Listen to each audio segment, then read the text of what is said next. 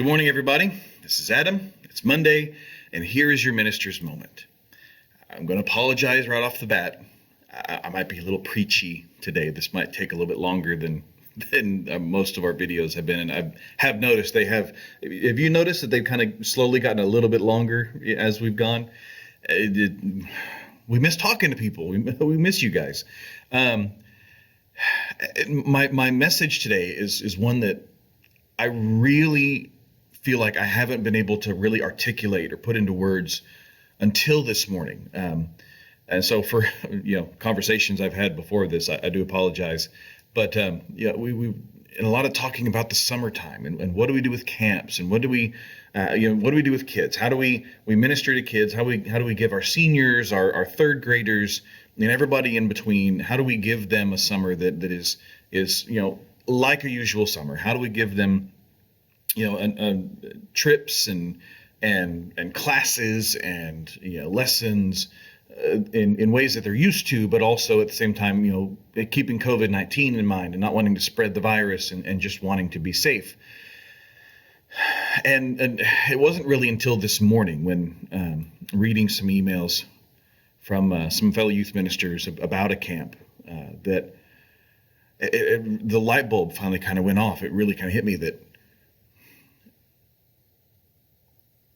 is safe.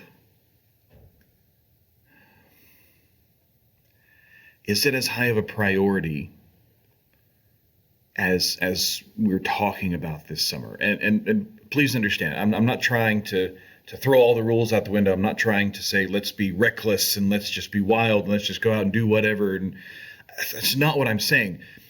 I think there's a balance here that we need to really talk about and strive to reach, because as I'm thinking about the Gospels this morning and thinking about all the things that Jesus did, there's nothing safe about his ministry. He touched lepers. He confronted demon-possessed men. He talked to Satan of all things. He sent I've always kind of love the idea of trying to pitch a mission trip that mirrored Jesus sending out the 72. Be like, okay, guys, here's what we're going to do. We're going to take the youth group and we're going to drive to some completely unknown city where none of them have any kind of familiarity whatsoever. I'm going to drop them off. I'm going to pair them up and say, okay, every pair of you is going to go to a different neighborhood, different subdivision, even a different town, and just in this area. And you're going to walk up to people's doors, and if they accept you, they let you in. You go in, you stay with them, you live with them for a little while, and you go out in the area and you talk to people about Jesus. For people that don't talk to you, then just ignore them, leave them alone. For those that do talk to you, do want to listen to you, talk to them, give them the gospel. You're only bringing the clothes on your back, and maybe a walking stick or something like that. I'm going to drop them off. And then I'm going to come home. I'm not even going to be with them as they go about this. And then after a week or two, whenever I feel like it's time to go back and regather them, I'll drive back out there.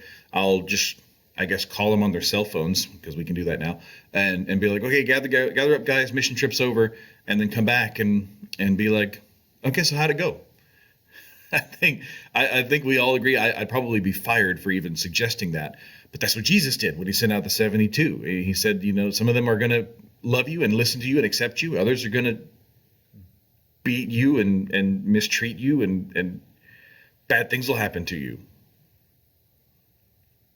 There's mission trip for this year. And obviously I'm not going to do that.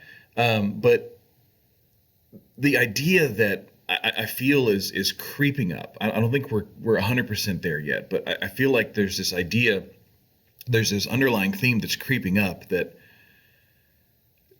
we are going to accidentally teach our kids and this next generation that you can only live out your faith. You can only go out and look like Jesus. You can only heal go out and love on the sick. You can only go out and feed the homeless or the poor. And you can only go out and do ministry if it's safe for you. And that's my biggest fear right now, because that is an idea that comes out of fear. If we teach kids that you can only love on somebody, you can only be Jesus to somebody if it's safe to, that's not teaching them very much to be like Jesus. Yes, he like I said before, he went to lepers, he confronted demon-possessed men, he did all these things that were not safe. And yes, I know, I thought the exact same thing you guys did, that whenever I had those ideas, like, well, that was Jesus. He was supernatural, he was God in the flesh, he was special, he was different. I understand that. But here's the thing, we're still asked to be like him. I mean, I'm 40. I've outlived him by 7 years on this earth.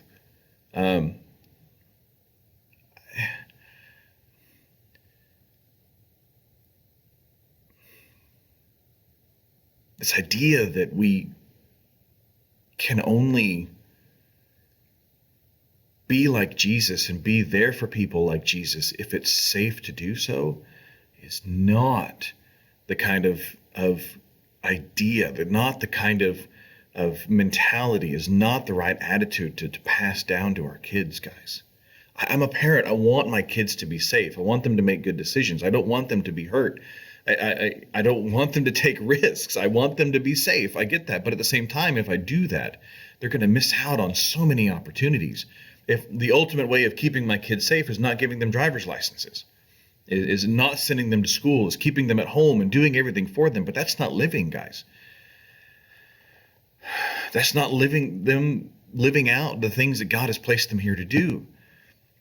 We cannot, I cannot stress how much we cannot pass on this idea that we can only be Jesus to other people from a bubble of safety.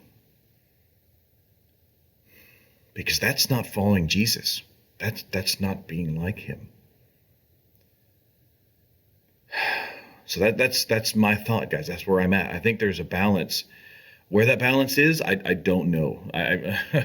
I mean, we're all figuring this out, and maybe that's what God is trying to teach us with all of this. I'm not saying he caused COVID-19 at all, but that's, I think, maybe something he can use, some way he can use it to get a point across that maybe we've been too safe for too long. Maybe we've already had that mentality of, I'll serve Jesus if it's from a place of safety, for too long. And maybe it's time that we be a little bold and take some risks in getting out and